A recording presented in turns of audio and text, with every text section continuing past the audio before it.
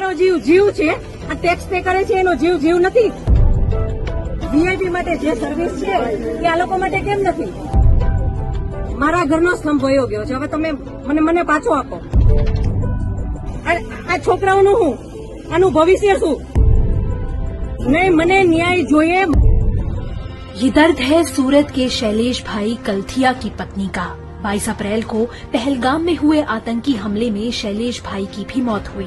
गुरुवार को जब उनके अंतिम संस्कार के दौरान परिवार को सांत्वना देने केंद्रीय मंत्री CR पाटिल पहुंचे तो शैलेश भाई की पत्नी शीतल बेन का सब्र टूट गया. કોઈ ફેસિલિટી નહીં, કોઈ આર્મી નહીં, કોઈ પોલીસ નહીં. જયારે મોટા મોટા નેતા આવે, કોઈ વીઆઈપી માટે પાછળ કેટલી ગાડી, ઉપર હેલિકોપ્ટર, તેનાથી હાલે છે. ટેક્સ પે કરે છે એના ઉપર નથી. વીઆઈપી માટે જે સર્વિસ છે એ આ લોકો માટે કેમ નથી? હું નીચે આર્મી